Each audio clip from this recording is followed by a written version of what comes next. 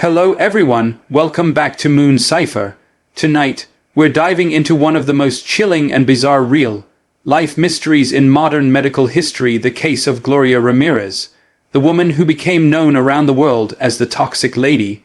It's a story filled with confusion, fear, and unanswered questions. What could make an ordinary person's body emit toxic fumes that send hospital staff collapsing to the ground? Was it a tragic medical mystery or something darker, hidden beneath the surface? Let's uncover the strange case that shocked California in 1994. It was February 19, 1994, an ordinary evening in the city of Riverside, California. Paramedics rushed a woman named Gloria Ramirez, 31 years old, into the emergency room of the Riverside General Hospital. She was in critical condition, suffering from late-stage cervical cancer. Gloria was struggling to breathe, her heartbeat erratic, and her skin covered in an oily sheen. The medical team immediately began emergency treatment, administering oxygen, Roman 4 fluids, and medication to stabilize her. But as soon as doctors removed Gloria's shirt and prepared her for defibrillation, something strange happened. The staff began to notice a powerful, sickly odor filling the air, a smell described as a mix of garlic, ammonia, and metallic chemicals.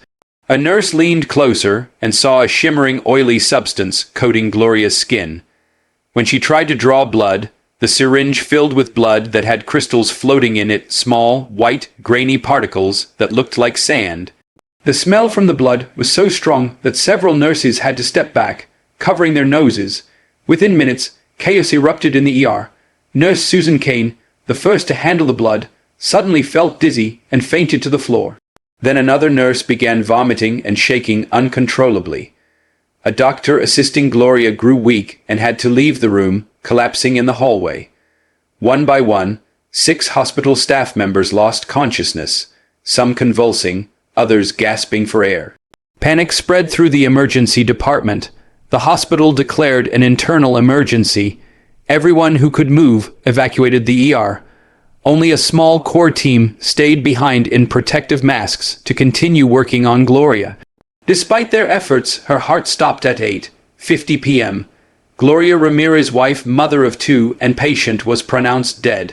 But the story didn't end there. The mystery was only beginning. The ER was sealed off, and investigators from the California Department of Health and Human Services were called in. Hospital staff were quarantined and examined. In total, 23 people became ill after exposure to Gloria Ramirez that night. 5 were hospitalized, 1 in intensive care. Doctors and scientists were baffled. What could possibly cause such a reaction? The coroner's office faced another problem. When they took Gloria's body for autopsy, they noticed the same strange chemical odor coming from her remains. Technicians reported headaches and nausea just being near her. The autopsy had to be done in special protective suits and under controlled ventilation. Soon, rumors began to spread. Some claimed that Gloria's body was radioactive. Others whispered that she'd been exposed to a secret government chemical, or that she had used black market medicine that turned her blood toxic. The official investigation, however, tried to find a rational explanation. Scientists collected samples of Gloria's blood and tissue, analyzing them for poisons or toxins. They discovered unusual chemical compounds, including dimethylsulfone, a substance that can form when dimethyl sulfoxide DMSO, a solvent used for pain relief, breaks down in the body. This led to one of the most famous theories in the case, the DMSO hypothesis. According to this theory, Gloria Ramirez had been using dimethyl sulfoxide gel as a home remedy for pain caused by her cancer. DMSO is harmless at room temperature, but under certain conditions like exposure to oxygen and electricity, it can transform into dimethyl sulfate, a toxic compound that causes symptoms almost identical to what the hospital staff experienced: nausea, fainting, seizures, and paralysis. When doctors used defibrillators on Gloria, the electrical shock could have triggered a chemical reaction in her bloodstream, turning DMSO into dimethyl sulfate gas, effectively creating a poisonous cloud around her.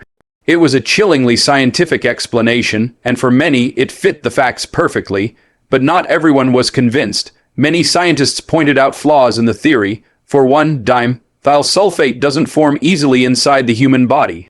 Others said there was no evidence that Gloria used DMSO at all. Her family denied she ever used such substances, insisting she was careful with her treatment. The case took an even darker turn when the coroner's office was accused of mishandling the body. The Ramirez family waited 6 weeks before being allowed to bury Gloria because her remains were kept for testing. When they finally received her body, it was partially decomposed, despite being stored under refrigeration. They were devastated and demanded answers. Meanwhile, the media turned Gloria Ramirez into a global phenomenon. Newspapers called her the Toxic Lady, and her story spread across television and radio. Scientists, conspiracy theorists, and paranormal investigators all weighed in. Some claimed Gloria had been part of a secret military experiment involving chemical weapons. Others believed her cancer treatment interacted with an unknown substance, creating a unique biological reaction never seen before. Then came the cover-up theory. Some hospital workers claimed that the ER had been undergoing cleaning with industrial chemicals at the time, and that the hospital blamed Gloria's body to hide their own negligence. Others said the toxic fumes might have come from equipment used that day, and that officials pinned the blame on a dead woman to protect themselves. Years later, the Riverside County coroner released a final report. Their conclusion: the DMSO theory was the most likely cause, though it couldn't be proven with absolute certainty. Gloria's cause of death was listed as cardiac failure due to cancer, not chemical poisoning. But for those who were there that night, the ones who fainted, convulsed, and nearly died, the explanation didn't feel complete. The story of Gloria Ramirez remains one of medicine's most haunting mysteries. Scientists still debate what really happened in that ER. Was it a rare chemical chain reaction, a coincidence of environmental contamination, or something that defied science entirely? To this day, no similar incident has ever occurred again. Hospitals across the world have studied the case, using it as a warning of how little we still understand about the human body and how something ordinary can turn extraordinary in a matter of seconds. Gloria Ramirez wasn't a scientist, a soldier, or an experiment subject. She was a woman fighting for her life, yet her final moments turned into one of the strangest and most terrifying events ever recorded in modern medicine. Even now, some who worked that night refuse to speak about it. They say the smell, the dizziness, and the confusion never left them. Some still wonder if what happened that night was more than science could explain. So what do you think?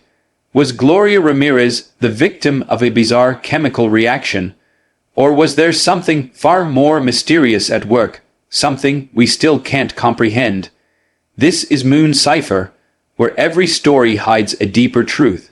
If you love exploring dark mysteries and real life enigmas, make sure to subscribe and turn on notifications, because the next mystery might be closer than you think.